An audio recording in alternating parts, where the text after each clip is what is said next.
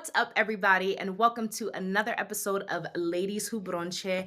I am your host, Julissa Contreras, and this is the podcast where we have the conversations that aren't always so welcome at the dinner table, but at the brunch table, honey, anything goes. And this week, I am super excited for our guest because this is a beautiful soul that has divinely entered my life in this year, and I'm so grateful because not only is she a medicine woman and carries her power like in her aura, like she walks into a room and it's immediately like turning heads. I think that her journey and the medicine that she offers to the world is one that really allows for you to journey throughout different moments of your life. I've had the opportunity to have worked with her and received some of her medicine, and I can say that in that journey, I have been called to really reckon with my power, but also respect it and honor it in the ways that I practice it and really uphold it. So a lot of times people, will get a spiritual service or something, and then it's kind of like you forget about it or you don't upkeep it. And there is something about that energy when she works on you that like holds you accountable throughout. It's almost like I could feel a voice that says, honor yourself, love yourself. And it doesn't let up, but it does it with love and compassion. And I so appreciate it. She's also just freaking gorgeous and talented, like a sacred artist in so many intersections. And I can't wait for you all to meet her. So Deoné, who the fuck are you? Thank you. Thank you for that introduction. Wow. Yeah, I am a medicine carrier. I'm a fourth generation healer. My ancestry, or I love to really call on my ancestors or invoke them. On my mom's side, it's Deoné and or Navajo for those who aren't familiar, and Eastern European. And my dad is Black and Creole. So those are my people. My lands are from the South, from Africa, from Deneta, from Eastern Europe. And yeah, I've really stepped into this medicine carrier path in a way that is, I don't know, it's been liberating, but also it's an exploration. And as you mentioned, I'm a sacred artist as well. So I am a musician. I play the kora. I sing. I'm also a plant medicine facilitator, a Reiki master, and a spiritual life coach, as well as a sound healer. I mean, you can't really do medicine and music if you're not like bringing them together into sound healing. So there's that. And then I will add also that I am a potter, and I make beautiful Navajo horsehair pottery with African mudcloth print on it. So yeah, I've just been dabbling in a lot of things, but those feel the most alive in my body right now. And I feel like I'm able to honor those things in ways that are sustainable. I'm not just like picking up stuff anymore. It feels like I'm really grounded in those practices. So yeah. Yes. And honestly, truly, like the honor with which you walk and practice is so loud. And I think it's such a beautiful model. Not that you walk around being like, oh, I'm modeling how it needs to be done, but I think that that actually is what allows you to glow in the ways that you do, is that it's not on you, it's in you. And I know that your journey to be in the depths of this has been up and down and all over. Hmm. As we know, our personal healing journeys, not being perfect, are also ways in which we learn new medicines and lessons from our path that allow for us to serve others in ways that they need. Oftentimes, people feel like, oh, well, I can't be a healer, or like they'll have their gifts and their gifts are like rumbling in there, right? But they don't honor it because they feel like their humanity is in such a dark place and those shadows sort of consume them and pull them away. And I think some of the ways in which you've shared, like even some emotionally corrective experiences, ways in which people have taken away affirmation from you that has been reaffirmed and allowed for you to return to some of Mm, these gifts and talents that you have, is super powerful. And that's just why I absolutely love the work that you do. So, thank you. um, all right, we're going to get into some brunch questions. We're going to step out of spirit and we're going to go into the spirit of food for a moment. Um, and tell us, what is your favorite brunch plate? Love chilaquiles. Yes, I figured out how to make that like on my own a few years ago, and I actually made it for a family camping trip. Like we were out here on the res, and I brought all the chips and I made the sauce from scratch and brought all the eggs. It was so not a convenient thing to make at a lake. had so much going on in our makeshift kitchen, but I was like, everyone is going to experience the magic of chilaquiles. So yeah, I'm gonna say that's my favorite brunch plate. I love that. What are you drinking? What is your favorite brunch drink? When I was drinking, it was a mimosa. I'll just say orange juice. That's so basic, but like Juice. I love it is like fresh squeezed really does something to my heart and also it kind of arouses me. It like gets the juices flowing. I will go for a fresh squeezed orange juice like any time of the day, even after brushing my teeth Yeah. sometimes. So Yeah, and that's when you know it's good, when you're like, "I can't even wait for that, like, mintiness to pass." So it's just like, "I have to have this orange juice." I truly like, growing up, I think my evolution of orange juice has been so beautiful because it started like Tropicana was what we were drinking, and then when she got more coin and, being in New York, you have access to so many things. It'd be like, "Yeah, I'm gonna go to Mhm. the fancy place. I'm gonna go to the fancy place and get that fresh squeeze, like, 20 ounce on Mm. ice." Ooh, I love Yeah. it. So that's a great choice. So tell me, what was your experience going out to eat when you were growing up? Yeah, it's funny because I was talking to a friend about American diners, and for some reason, I completely forgot about this place called Earl's in Gallup, New Mexico. So it's like 40 minutes from my house here on the res, and it was my grandmother's favorite place to eat. And you always had these Navajo vendors coming around selling jewelry, selling pottery, selling blankets. I mean, Navajo, like Deoné people are artisans. Like every single family has somebody who's like a silversmith or weaves rugs. Like my grandma I grew up watching her weave. This is a woven rug that I got from an uncle years ago behind me. And I also picked up weaving last year. So it's like, you're never going to see a home that doesn't have art in it, a Navajo home.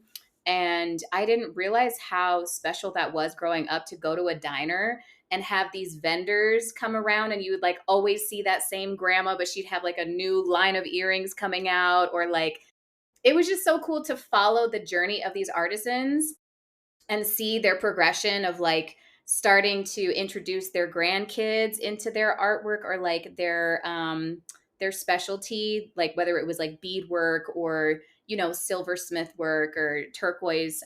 So growing up, that was our favorite place to go, and my mom would order these like this disgusting liver and onions plate. And to this day, when I smell that, it like brings me right into one of those like stuffy plastic rubbery booths at the at Earl's, the diner. And I will remember all of the grandmas and like different Navajo artisans like selling jewelry. And I loved that Earl's never started to regulate any of those artisans. They weren't like, "Oh, you have to come and you have to have a permit if you're going to sell here." Like that never happened. It's a family owned restaurant, and that was my favorite experience of going out to eat as a kid. And my great grandmother never drove. So it was always like, we all need to go to take her. And we didn't want to deny her that beautiful experience. So it was kind of like a once a week outing where we would go to the flea market and then head over to Earl's for lunch. And it was like, we were there for a few hours. Yeah. What was Yeah. your did you have like a go-to dish at Earl's that you would eat all the time? A Navajo taco. So it's basically like an open face taco with fry bread underneath, and then you have all the taco stuff on top.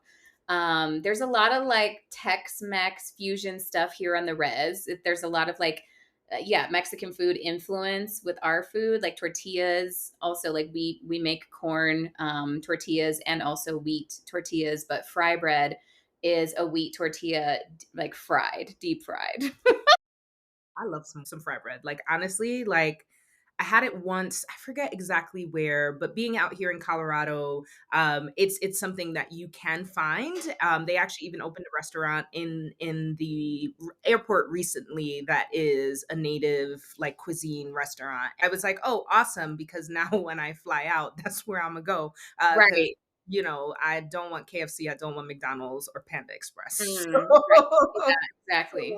I'm very excited to have more of that. So, what is your favorite chatter to have over a meal? What is your favorite brunch bochinche? It really varies. I feel like I've got friends from so many different walks of life, but I feel like a lot of times, or more recently, as you know, we've stepped into this residency at Kripalu, I'm thinking of the conversations that we've had and how aligned it feels to just be talking about like planetary transits and like what chapter you just closed on a soul level, or just really, really weird esoteric shit, I guess. And yeah, I think more often it's been like me realizing how much I light up about that stuff because it's so alive in me and moving through me. And it's like, oh, my ancestors just told me to do this morning. And then lo and behold, I went and did the thing. And they already were like, yeah, we told you. I don't know. It's yeah. I think that's been more relevant for me and alive and excites me and lights me up is like also talking about things that have happened with clients, like energy healing sessions or things that have come up for me while I'm holding space for someone else, and then realizing, oh, this is a breadcrumb for this other thing that I need to do. And yeah, like beautiful synchronicities. And I think ancestral work or ancestral messages light me up the most as someone who is an ancestral like medium and experiences ancestors of other people who talk to me in different sessions.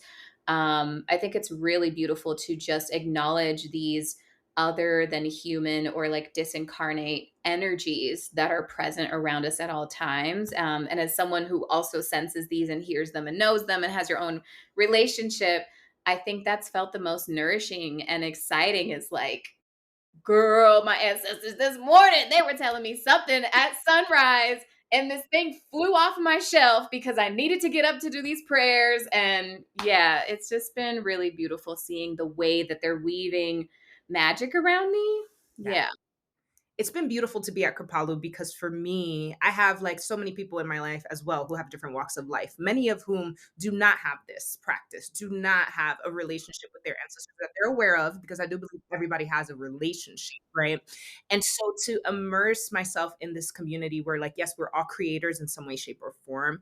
And we're all living our life this way. It feels like I get to do, like, this year has felt like I've gotten to do high school over again, but with like the right set of people, right? And it's really been emotionally corrective for me to be in those spaces because I think a lot of the slowing down of my journey and evolution and having this relationship, especially as somebody who is a seer, especially in my dreams too. And so I'm like seeing really intense things, to be in a space where I can say that and not just get a, oh wow, that's crazy.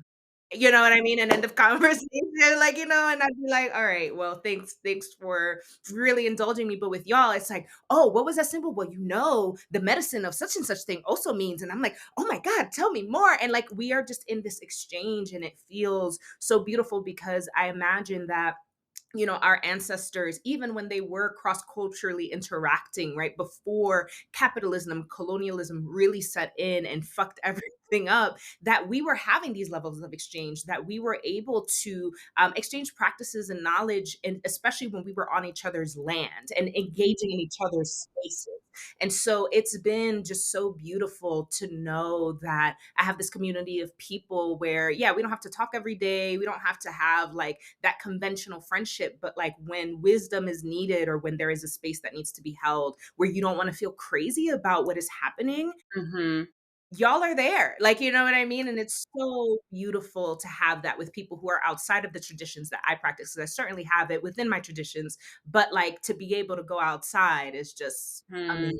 Like you see the through line is there across all of these wisdom traditions, and you're like, you just have different words for the same thing. That's really what it is. Yeah. So, we are going to move into our cheers section where we shout out dope people, organizations, or spaces doing dope shit. I would love to give a shout out to the Caribbean Cultural Center African Diaspora Institute, aka CADI, in New York City. I have worked with them many, many times in the past, but I've noticed that they have gotten new programs and partnerships that have been ramping up. And so it felt really urgent to me to remind the people like, Gadi is out here. They're doing the work to really preserve a lot of the practices throughout the African diaspora. The team there is super duper incredible. And there's one area of focus that they have really leaned into in the past year, maybe 2 years, which is the Haitian part of the diaspora, right? And really honoring Haiti as a liberation center. And over the years, because in school, I learned shit in school that really mattered when it came to history that wasn't white, Mhm. right? And so Right. Gadi Mhm. has really been a space that has access to those teachings, but also as a Dominican, and there's so much tensions between Dominican and Haitians, which makes no sense to me in my soul, but is really rooted in colonial histories and anti-blackness in many ways. To see them standing as such a force and continue to grow is really, really powerful. And they have this event coming up that is within Cultured Company, which is a company that I shouted out in one of our previous episodes. And it's going to be a Dominican Haitian like love fest, essentially. Right. And so I really, Mhm. really love that. And I think that in a time where people are losing funding left and right, like one, I pray and know that Kali will be protected because its importance in the way that it is catalyzing ancestral work, even in the ways that people are able to connect to their ancestral lineage, is something I wholeheartedly believe the ancestors and all of the energies are going to be like, absolutely not. Like, we made it this far. You're not about to knock us down with your bum ass cuts and to funding, Wow. right? Yeah. But also, I think that I want to invite a lot of people to learn, and not just if you're Dominican or Haitian or of the African diaspora, like everyone needs to understand Haiti as a liberation center. I think about Central Mhm. America, and there's a lot of countries, right, where you'll see blue and red in their flags, and that's because Haiti was part of their liberation. Haiti either came to fight alongside them, gave them the models to free themselves after freeing themselves. And in the Latina community in general, there's just like a lot of anti-blackness, and a lot of that hate also is directed towards Haitians in particular. And it makes no sense because you would not be where you are as a nation without them. And yet the people who you perhaps honor more and upkeep in tradition are the people who colonized you. So I'd be feeling real backwards. And I just love that this space is an emotionally corrective experience for all to come and learn and engage. And so I wanted to shout them out. And I can't wait to be back in New York and attend some of their events myself, because they're awesome. So, DNA, who do you want to shout out this week? There's this Indigenous birth workers organization. It's a nonprofit based in Espanola, just outside of Santa Fe, and they're called Breath of My Heart Birth Center. I got the honor of facilitating to their board for like a 5-day retreat in August last year and held space for each of them, doing like one-on-one Reiki sessions. And each one of them is watching or was walking with such integrity and just has a really beautiful way of existing in the world. So the board members are all doing, a number of different things across that area in the Southwest. And I have been able or had the honor of developing a deep relationship with a few of the board members. And I really just love the way that they exist in the world. And Breath of My Heart is doing some incredible things. They are raising funds to make sure that doulas have trainings. For a while, we almost, a lot of indigenous to North America, lost the ability or lost some of the traditional doula practices. And so they are actively getting funds to help doulas train so that they have more doulas present. And they're bringing back traditional birth working practices. So I think that is one of, if not the most important portal you can go through is coming from the spirit world into this world. And I absolutely love the practitioners there. I love the board. I think they're doing incredible things in the Southwest, and I really hope they can expand. Breath of My Heart Birth Center, they're based in Espanola. And then I recently met the CEO of Native Strength Revolution. Mm.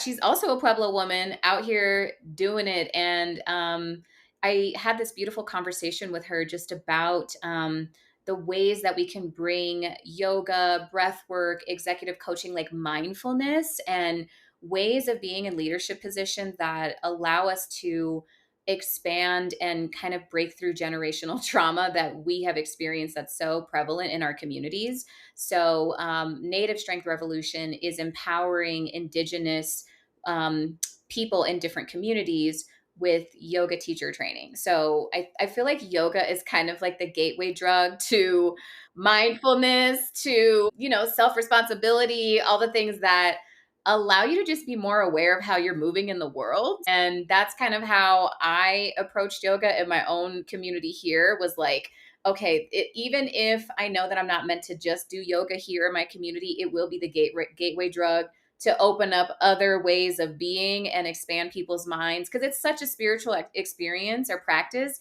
There's no way you could start doing yoga without like really questioning how you're moving in the world. And so I think Kate is doing amazing work. I love that she is doing yoga teacher trainings. There are scholarships that are available for Indigenous tribal members. They have a number of different members from different tribes all over the states. And so they are going to conferences, advertising, showing people that they can get yoga teacher training and it be funded. And it's run and owned by an Indigenous woman. And then there's another organization, Indigenous Intentions. You can find them on Instagram. And I want to say, I don't know if I'm saying her name right. It's Thomasina. She's based in Florida. She's also a Black and Indigenous dear friend who I think is really doing an incredible job of amplifying voices in Indigenous communities, but also calling out anti-Blackness. She's another person who is Black and Indigenous, and I forget which tribe she's from, but we've been in conversation about how to hold plant medicine with integrity, because we are also moving in a space that is seen as a little more contemporary compared to like our old traditional plant medicines. Like for Navajo people, it's peyote, and you have to be a part of the Native American church to even sit in a meeting. And so there are just a lot of rules and regulations. And we both see the harm that comes from continuing to uplift people who are not the best medicine keepers, or are not walking in integrity with the medicine that they hold. And so, yeah, we're going to be just having these conversations on a platform and really teaching people how to walk in integrity as new medicine keepers, even if you're not traditionally connected to the ancient lineage of whatever medicine might be in your family's lineage, like indigenous to your bloodline. Because I do feel like to be a medicine carrier, you don't necessarily have to be attached to your blood lineage. So yeah, Indigenous Intentions, Breath of My Heart, and then Native Strength Revolution. Yeah. Love that. Thank you for putting us on, because I knew none of these organizations and they're doing incredible work. And I even want to use what you were just speaking to transition into our Tuta Loca is section, where we call out motherfuckers who are doing the most, because appropriation, right, and collective healing in these spaces, these practices.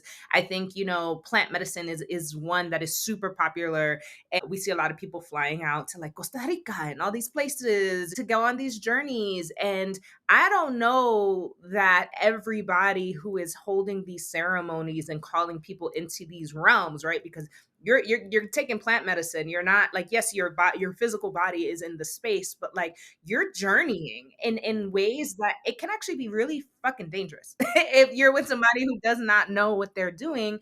And so I think that needs to be called out, because the excitement I think that people feel when they hear about someone else's journey and how transformative it is, like it's almost like it feels like, oh, I want that hit, like I want my life to be flipped upside down, the first time I do shrooms or ayahuasca and do the thing. Mhm. And you really have to, you have to be careful what you wish for, right? And this is me speaking to people who want to receive these things. Not before we Mhm. get into the people who are holding the space, but like you really want to ask yourself, you sure you know what you asking for? This is not, you're not popping a molly and having a lit, like it's not always that way. And I can tell you that sometimes you go into these plant medicines, and I think shroom especially is a super popular one that is used sometimes as like a party drug. Sure, she might give you a nice gentle like trip the first time, and it might be beautiful and amazing. And then if you got shit that needs to come up, she's gonna show you. Los niños de la medicina, like they're gonna come up and they're gonna be like, hey, we gotta journey you in a certain way. And then what do you do if you out here in the middle of, Central America somewhere with this white man who don't know left from right, journeying, and then who knows what shit is coming out of his energy and his aura, that is then you gotta interact, and now you in a whole epic battle. Yes, right. So, I say all that to say, I'm curious, what are some of the problematic uses of practices that you've seen? And you pointed to some with plant medicine, but what other problematic uses have you witnessed?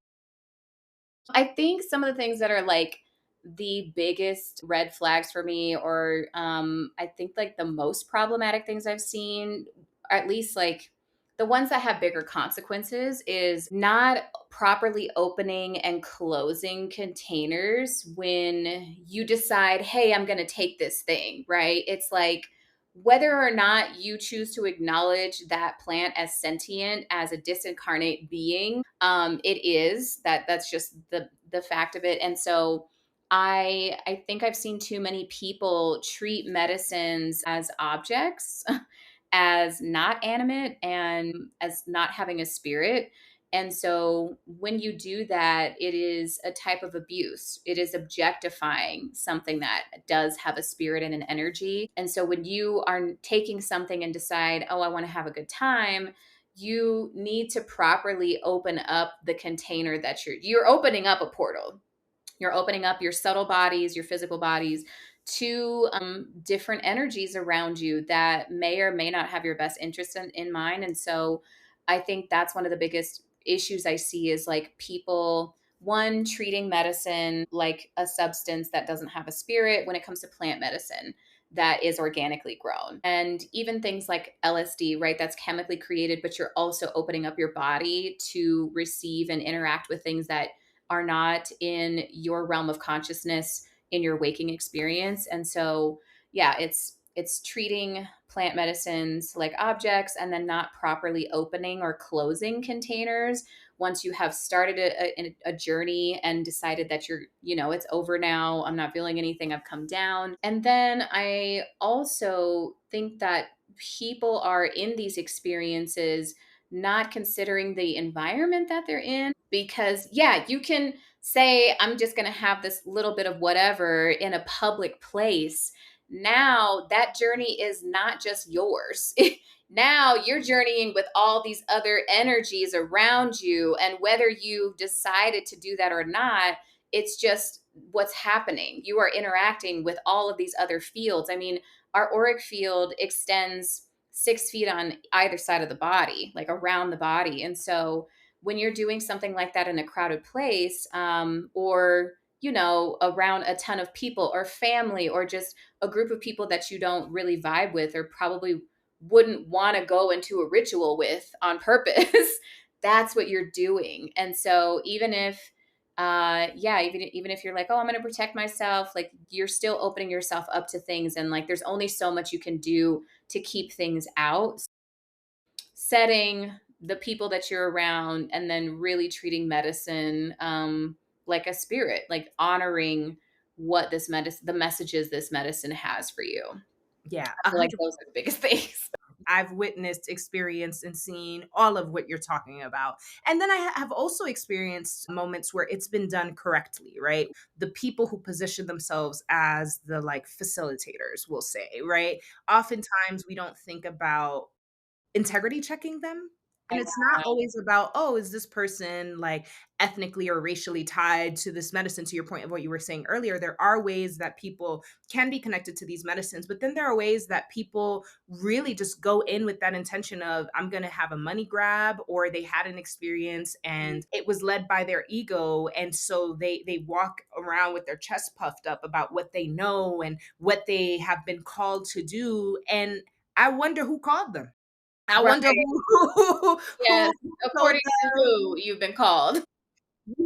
like, and so there's a lot of people who assume, because medicine is so powerful, that you're gonna experience its power and magic, like, regardless, right? Mhm, But that mhm. regardless also comes with levels of shit that you're opening up, not even just portals, but things that you awaken, things that you knock inside of your body that go, "Oh, are you ready to really Mm, embody said thing? yeah. Like, let me show you." And so when people perhaps have that embodied experience, they can misunderstand how the medicine is calling them to move forward. And then they're like, yeah, I want to spread this to the world. Here's, pay me X thousands and thousands of dollars, journey with me Mhm. here.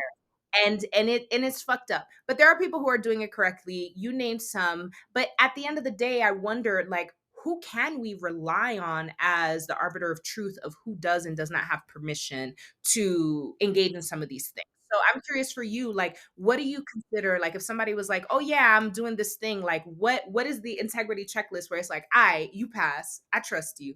Yeah, yeah. And I also realized I just went into problematic stuff or practices around medicine, but it can really be with somebody who's facilitating breath work or Reiki or other or sound healing, even.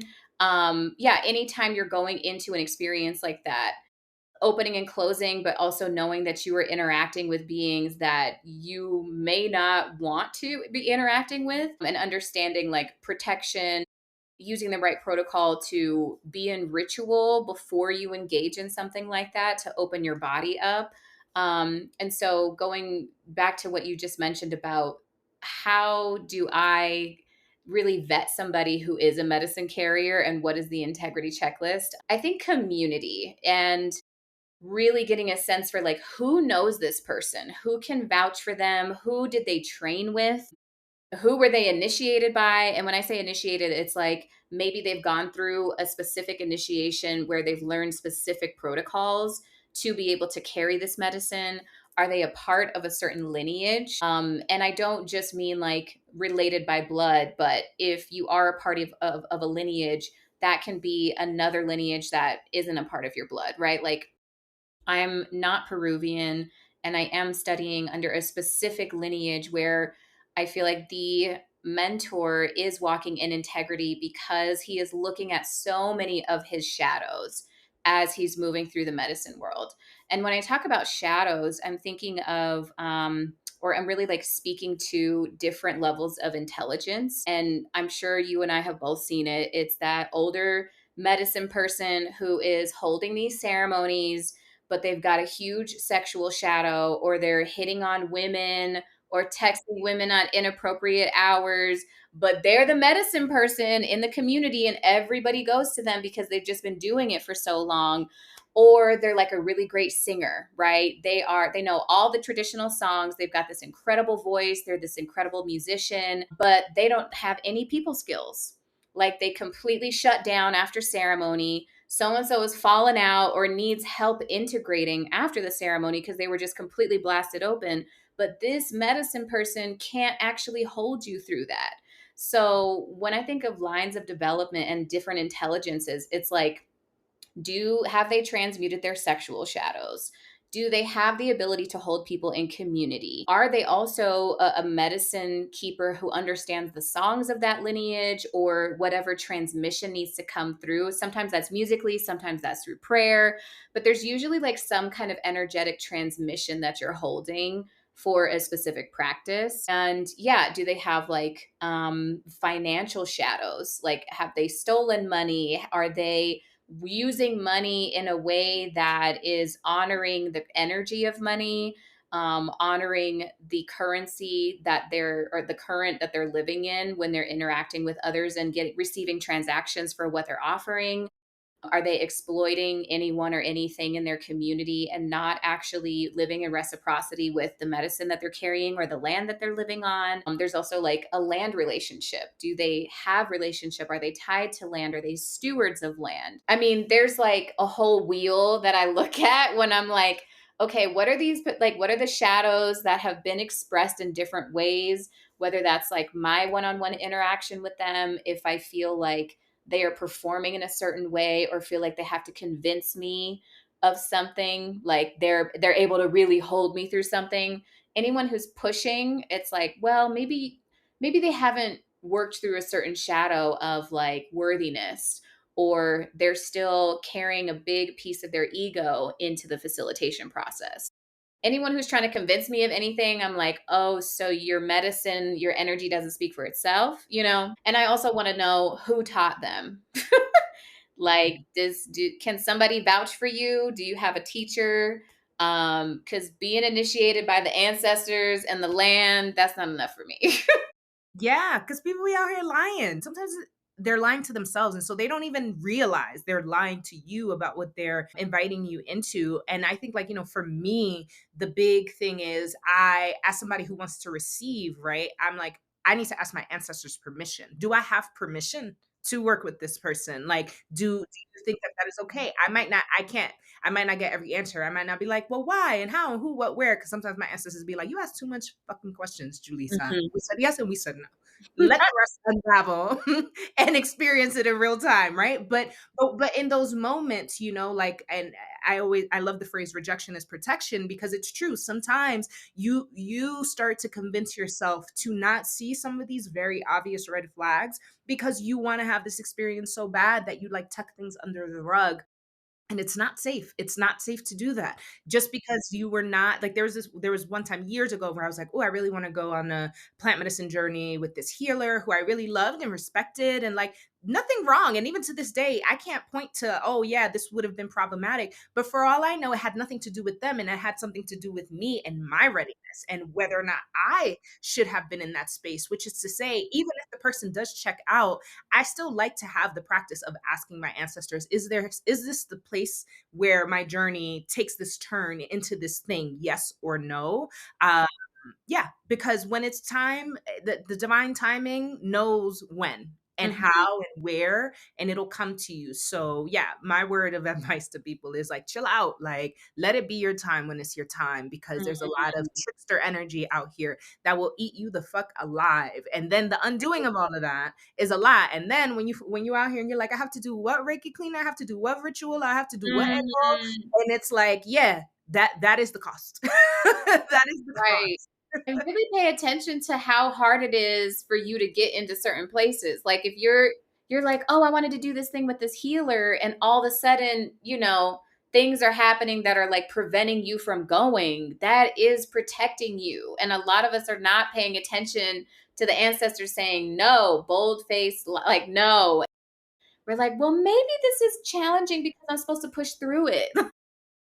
No, that's not. That's the biggest trick in the book. Like anything, like anything that is showing too much resistance and force that is not of light and flow is something to consider and question, which is not to say like, oh man, like, unraveling from a bad habit is hard. I'm not supposed to be going through it like this. Let me go back to smoking my shit or like whatever. Right.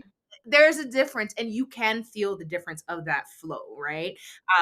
And so I think that this is a lovely way to segue into our plate of the day, which is like generational trauma and collective unburdening for Black, brown bodies, BIPOC individuals, because the technology and access to knowledge has really done a service to us, because I know for sure, like, I grew up in a 7-day Adventist household.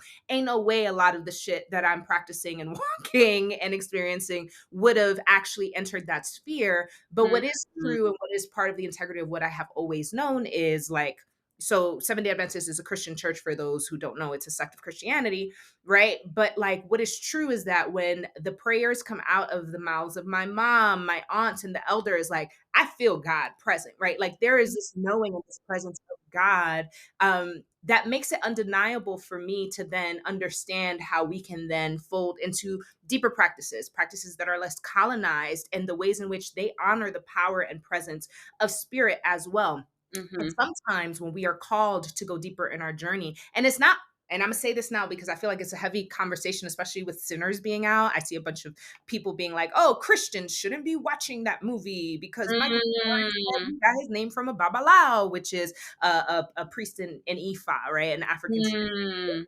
Right. And so people are like having these conversations, and it's like, hold on. First of all, right? Because God is God, and spirit moves people in the ways that it is meant to.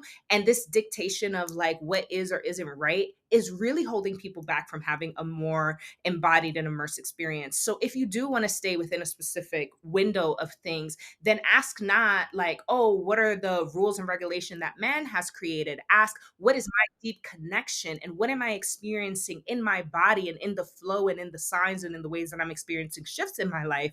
And is that working for me? Because if it's working for you, go to Mm. 7-day Adventist, go to church on Saturday. Like, observe your Sabbath, like practice your thing. Like, if it is truly aligned with you, there is nothing wrong. In order to heal and embark on your journey, you don't have to go take some ayahuasca. You don't have to Right. get Yeah. initiated into an ATR or practice brujeria or whatever things that people stigmatize. However, those practices are valid for people and they are having these embodied experiences. And so I feel like people sometimes live in that tension. And I just sort of wanted to say that as a disclaimer over the conversation, because oftentimes when we are talking about collective healing and generational trauma, some of these practices that are not within certain colonial frameworks come into the fold, and immediately people shut it down without taking a moment to recognize what is akin to what is being offered to me through a different lineage with what I do practice. Psalms is a book of prayers, and some people say that's a book of spells. There are certain practices where, like,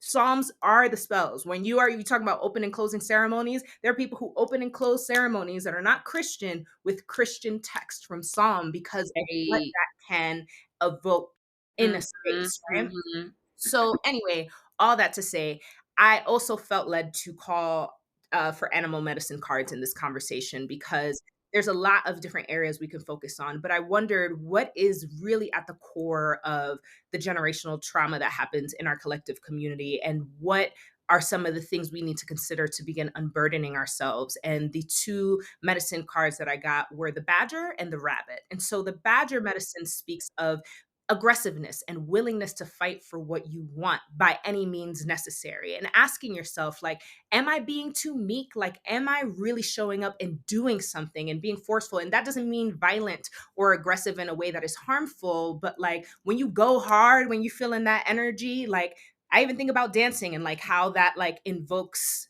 energy or take or cleans and cleanses you, right? Like the more you're really going hard, like that aggression helps move and flow things. So like, how are you showing up and being aggressive enough to the degree that you're actually moving through things and flowing and stepping into the groundedness that you need to healing your journey? And then the rabbit speaks of the caution of getting rid of the what if and calling in the fears that are around you, right? So the story of the rabbit that came with this card was one where the rabbit kept being like, "Oh my god, this predator is going to eat me. Oh my god, look at this predator. Oh my god." And it was wailing, and it was attracting what it feared and allowing it to be caught again and again because it was running around left and right, but it was not grounded in what it could control now, and it kept worrying about the future in a way that was Mhm. hindering its current state.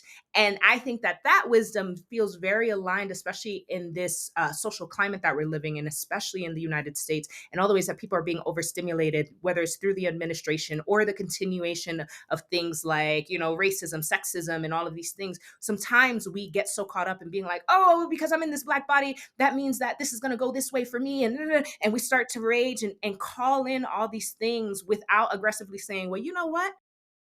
Don't play with me. Play with your motherfucking mama because I'm out here and I'm doing me and I'm showing up. Like that Right. aggression of the badger that allows for us. And sometimes it is a fight, but we have to be confident in what is for us. And the fact that we need to accept that light and change and shift and better exists for everyone. Restorative justice exists for everyone. And so, how do we embody that? So, that's all my spiel, but I want to turn it over to you. One, if you have any wisdom on any of these animals that you would like to share, definitely share that. But I also would love to hear when you first became aware of what we call generational trauma, whether that's in your life or in the community around you, Yeah. and how that has embodied itself. Yeah.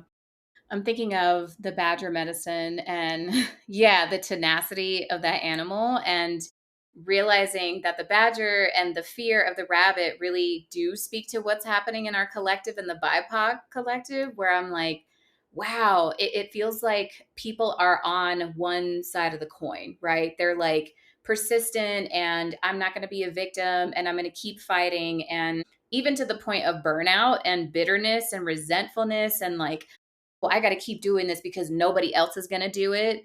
And that like isolation that can come from that. And you're really like cutting yourself off. You're actually not as isolated as you think you are. And so I think a lot of what you just mentioned is like, that's one side of the coin. And then the other side is like the fear and the victim mentality of like, continuing to harp on woe is me, look at how bad things are, white supremacy, generational trauma. I mean, poverty, the patriarchy, all of these things really feeding into that victim narrative and attracting more of what we don't want, right? So the more you focus on it, I think you see it more, right? It's like when you go to buy a red car and all of a sudden you start seeing red cars everywhere. It's like I feel like that is so present for the other people in our collective who maybe are not don't have enough of that willpower to keep fighting. Then they're in the victim narrative of just like everything is so hard and wow, I'm just going to keep focusing on this because it also helps with an identity complex that people have. And I think both of them, yeah, I think both of them can help people inflate a part of their ego, right? And ego, I think people think that ego is just about power and individualism. Ego is about separation. Ego is anything that keeps you separate from everything else around you, from your relations. So it's like if your victimhood keeps you separate, it will lean into the victimhood. It will say, woe is me. I'm the only one who's experiencing this. I have this, that, and the other. And as someone who's come into this incarnation with a Black and Indigenous body and experienced oppression in different generations and lifetimes, I realized I was like, oh, this can actually keep me from the work that I'm supposed to be doing. Like, if I lean into the stories that the ancestors keep harping on about, you can't do this with this white person, or you can't be in this space because you're going to be the only brown or Black person present, or you're going to be the only woman, right? I think ancestors also have an agenda, and we need to be mindful of, speaking to generational trauma, what actually is ours. And I've been studying more around animist psychology, and I'm in a training right now where I'm looking at IFS as an application for animism and looking at the parts outside of us, these disincarnate parts that are not within us. It's not a younger part of me. It's not an exiled part of me from when I was 12 years old and had this trauma happen with whoever in my family. It's parts of me that extend beyond me that are not a part of my body or not a part of my subtle bodies or my soul, but they also have these agendas and they're like weaving in and out of us, right? I mean, for Navajo people, we speak of being in right relationship, but with all of your relations. And all your relations are like the land that holds you, plant and animal spirits, and other entities that are constantly weaving through your energetic field and influencing you. And when we're not working with well ancestors or being intentional about calling the ones that have the agenda of love and unity and harmony on their souls, we can be influenced by the ones who are inflating the ego. And the ego is here to keep us separate from everyone else. It's here to say, give us the badger energy and say, I'm the only one who's going to do this. I got to keep going. I'm doing it by myself. If I don't do it, nobody else will. Or the, oh, I'm just too tired to do it. Like, why isn't anybody helping me? Why do I have to keep dealing with the generational oppression? I have to wake up to it. I have to go to bed to it, you know? And I think for me, when I started to realize that these stories were not serving me, I mean, they were in a way, right? I think that's what people misunderstand is that these stories do help us to a certain degree. And then you realize that they're keeping you stuck, but you have to hold on to them and really start to dissect, like, how is this serving me? And when you don't ask those questions, you will just continue to be stuck in a loop and then say, wow, well, things are not changing, but it's got to be everybody else, you know? And after a while, you run out of people to blame. And you're like, oh, wait, what if something changed? Like, what if I decided to drop that story for a little bit? How much more power would I have if I let that ancestor's influence out of my life? If I let it go, if I cut cords from that? I think there are these like generational burdens and like collective burdens like poverty, white supremacy, the patriarchy, colonization for BIPOC people, right? And a lot of our ancestors really want us to hold on to that. They want to keep us in the ego of separation. I think about African ancestors in my lineage and like understandable, like there's rage, like what has happened to that, what happened to them, and let alone how it has continued to happen to us in this lifetime is sure, like absolutely, it's fucked up. It's not to say that the separation from the ego of it is dishonoring that it is something that is fucked up and is causing harm. And it doesn't mean that you should be completely silent about it. It doesn't mean that you can't have an opinion or a thought around the thing. It's about Mhm. how you carry it. It's about how you allow for it to either push you forward or limit you in a moment, which is why I think for me, a lot of what unburdening means, and I'd be interested what for you the word unburdening means in the context of this conversation is allow the truth to be the truth, but also allow your truth to coexist. It is true that people who walk and live in my body are under attack. It is true that there are wars and destructions and genocides and things that are happening in the world. It is also true that I have come back into this life and that there are things, and I dare say personal missions that I'm on, that I am called to stay on the path on. And sometimes that might look like intersecting and creating, and especially for me as a writer, somebody who really brings story to life, maybe I am shedding light on some of these things through story, but in a way that is honorable, in a way that is aligned and also can serve as medicine. Even rage release is medicine. That's not to say, oh Mhm. yeah, and don't be angry at the world, love everybody. It's like, yes, love everybody, but first you got to learn how to love yourself, right? That's the first Mhm. unburdening I think that everyone has to go to. You want to talk about initiation? Initiate yourself into self love. That I think is the biggest and hardest one, and I think it's the one that I have initiated through. And even in being initiated through self-love, have moments where my self-love has grown so big that I catch myself in moments where I'm like, "Oh, I don't got the coin for that," or "I don't have the money." Money was super big for me, especially in a time when I went from working at the super big company. I was making six figures for the first time in my life. It was just kind of like, "Oh, wow, I'm blessed. I'm blessed. I'm blessed." Then Mhm. everything crashed because it wasn't an honorable space, right? And then I continued to endeavor and walk and work with people in that space. And while the intention of what wanted to be created felt honorable, the space was not an honorable space. And so that crashed too. But it took me some time and distance to recognize, oh, this was a rejection is protection moment and not a, oh man, and now I'm laid off and I'm one of the few people in the collective who exist in my body and in my socioeconomic status. And I'm watching everybody else thrive and everybody else is fine. And nobody's thinking about how the crash of this thing is affecting my life. Nobody's coming to Mhm. hold me down with some rent money. Nobody's helping. And I had a lot of anger and rage around how that all fell apart because I was walking into that space with my full integrity and felt dishonored. But then even that put me on a journey of like, then how do you honor yourself out of that anger and allow yourself to be open to the blessings that you can attract, that you can receive? And even starting the podcast back up is part of that journey of like, yeah, girl, you got community, you have conversations that you want to archive.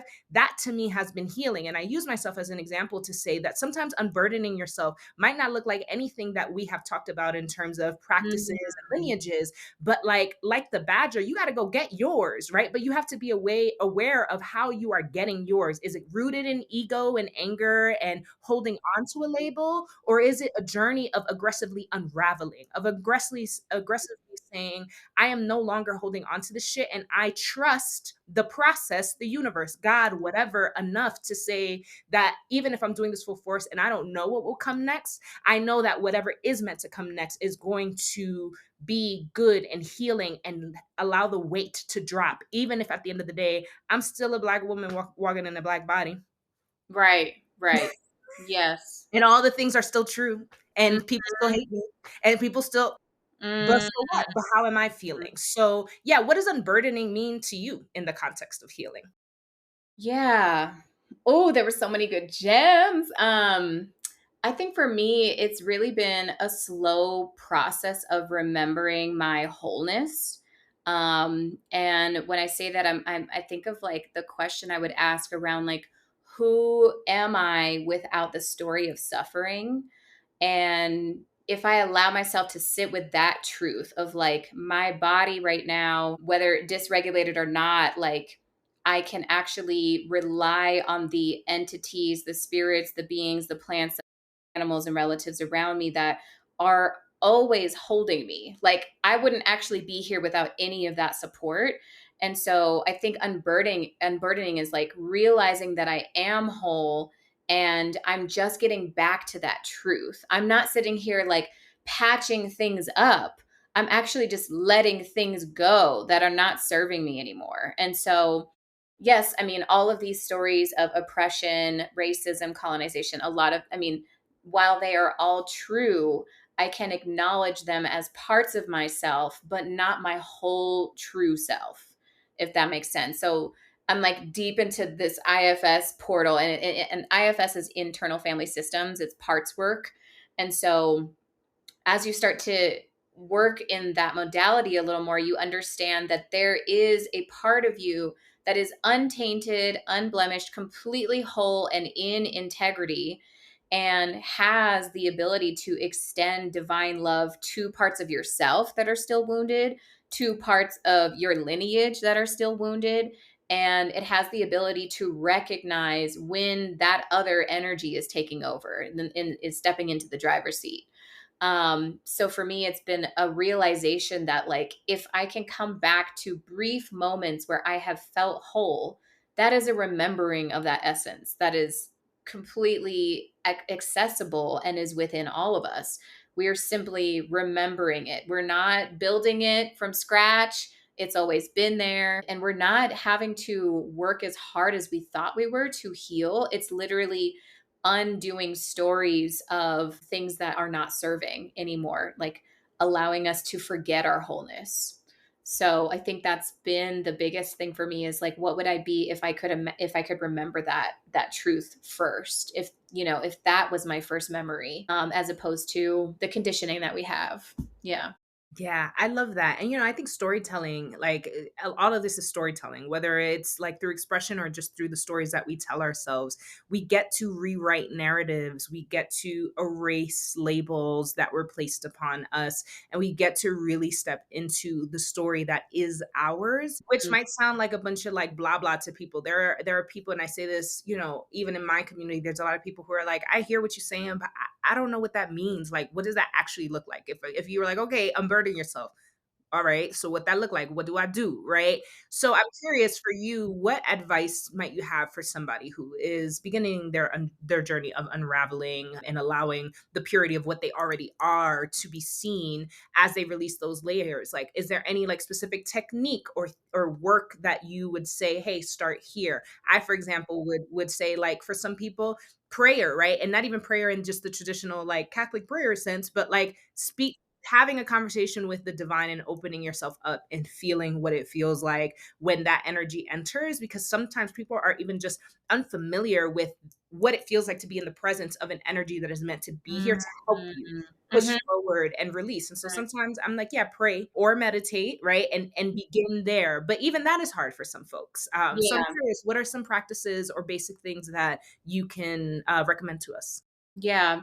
I think breath work has been the single most transformative and useful, like practical and spiritual tool that each one of us has access to. And even like from a traditional perspective, for the Deoné, for Navajo, the word for breath and spirit is nilch'e, which means the same thing. Breath in your body and spirit is the same thing. And so, back in like one of our traditional creation stories, there's a moment where Nilche, the wind, comes into these two ears of corn, which are the first man and first woman, and basically fills them with life force.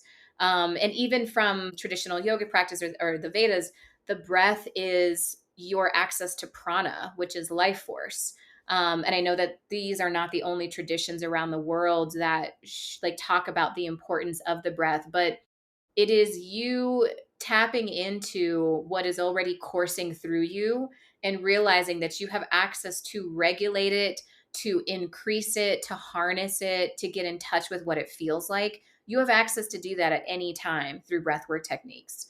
And you don't even have to go in through a deep shamanic breathwork practice, even though those are incredibly transformative. And you're accessing parts of the brain that would normally be tapped or like turned on during a shamanic plant medicine experience. You have access to that same portal through the breath. And I really just don't understand why society, like so many different cultures, they're not emphasizing it enough. Like this should be taught in schools. This should be taught at hospitals. It is one of the most basic human functions. It's happening all the time while we're talking, while we're doing anything. And we have the ability to regulate it, to release pain, to detach from entities. It gives you the ability to connect with the true essence of your spirit so that you can understand what it feels like to be in a regulated state. And then when you go into another space, you're like, oh wait, that's not mine. But because we're so dysregulated, we don't even know what it feels like to be centered. So we're scared that we're going to be opened up to all kind of stuff because we probably already are opened up to things happening in us and through us and around us all the time because we don't have access to the breath. And like just from a yogic perspective, if you think about the way or how dysregulated most people are, we're breathing from like this top part of the lungs most of the time, and we're hunched over. We're not even expanding the lungs all the way, and it's creating so much anxiety. And for yogis, they believe that smaller animals have a shorter breathing pattern, and that is basically directly correlated to their lifespan. So if you see dogs, they're like panting Mhm. really quickly and they've got a lot of anxiety, but they're also like basically expending the breath. So you're given a certain number of breaths in a lifetime. And through like different yoga or wisdom traditions, they work on slowing down the breath to elongate your lifespan. So when you actually harness that prana, you have the ability to change your life in such profound ways because it's the current running through your body. When you increase that current, it gives you the capacity to increase what you can hold. You have more capacity, you have more bandwidth to hold more. It increases your resilience for all the bullshit that we're still fighting. You know what I mean? It's like you have the ability to understand what's actually yours and what is not yours. Yes, you could do a crazy plant medicine ceremony with the grandmother, but you could also just take 15 minutes out of your day and get regulated again. Yeah, yeah, and also for those, because I always have the voice of the Christian in the background who is always like, not in my soul, but just that Mhm. exists in the aura of what I grew up in. And to that I say, I'm sure Jesus is okay with you breathing for 15 minutes a day. Okay, if get out of the heathen den with those demons doing ayahuasca, I'm sure he's gonna be okay with you doing some breath work. And Yeah, so I didn't realize that you also grew up Adventist. Like, yeah. when did that happen? Like, we never even talked about that. I can't even believe that. Yeah. Okay. How we found ourselves here, really only God knows. Dione, thank you so much for imparting this wisdom on everyone. Again, just remember to breathe. Like I feel like that is so basic. I feel like even therapists talk about that. Like remove spirit for a moment and like people encourage us to breathe for a reason. So like start there.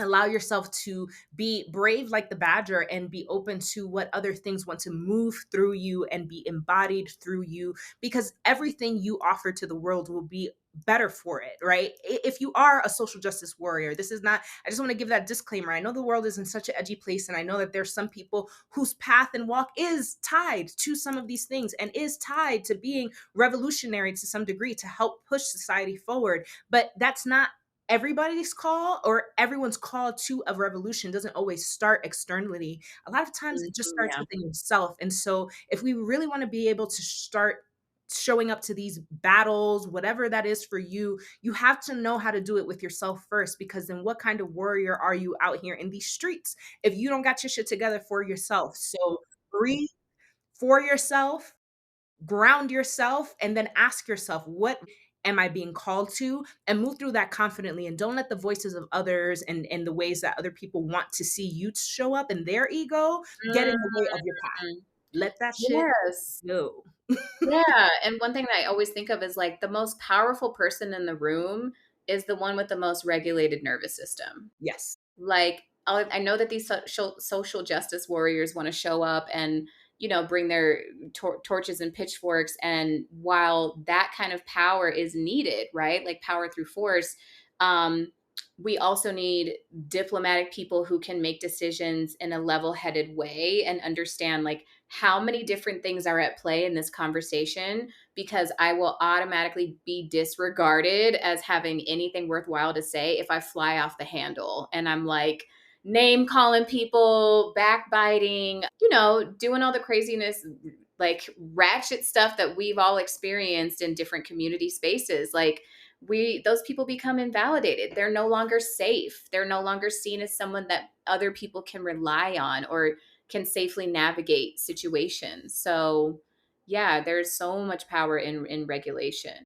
And regulation does not mean you soft, does not mean you pussy. All right. So my Right. people in my community who you listening, that don't mean that's not mutually exclusive. Like actually the power. Think about the parent who is like, oh, I'm gonna get my ass beat. And I know it not because she's yelling and screaming and threatening me, but because I got the look. You know the look?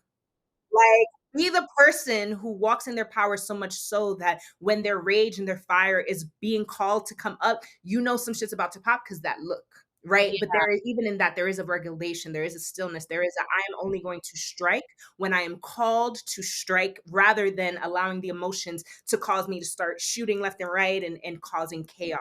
Yeah, it's better to have a warrior in a garden than a gardener in war. Where I'm like, Yes. there's so many people who could be so much more powerful if they were intentional with the way that they executed things.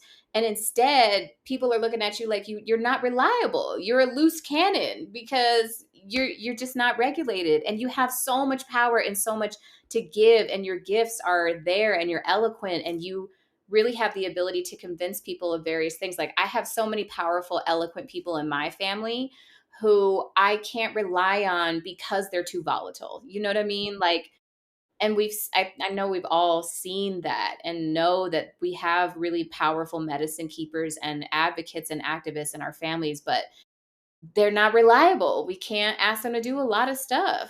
Yep. I've been that girl. I've been that one who's been so entrenched in this, like, oh, the world and the fight and the speaking truth. Da, da, da, da. And like, it's not that what I was saying or sharing was false. It's that the way it was coming through me was not serving me or the people who I thought I was serving. Yes. So I say that from experience, motherfuckers. So take it or leave it. That's the advice. Yeah, right. That's that on that. On that deal, Nay. Thank you so much for joining us today. Tell us, where can we find you, follow your work, and continue supporting you? Yeah, so my Instagram handle is okdeone. That's OKDEONE. And then my website is Get Deone. Yeah, I'm like figuring out what I'm gonna do with that. And I'll be between here, the Navajo Nation. I teach locally yoga classes, and I'm also doing like in-person Reiki, but I'll be between here and the Hudson Valley in the New York area. Yeah, I'm very excited. So I'm really excited for you, and your journey again has been such a beautiful thing to watch even in this short time that I've known you, but I feel like I've known you for like centuries somehow. mhm, And mhm. I'm so grateful for your wisdom and offerings. All right, y'all, you can find me at Ladies Who Bronche and at Julissa across social platforms. Thank you so much for tuning in today and getting this good medicine. And until next time, bronche.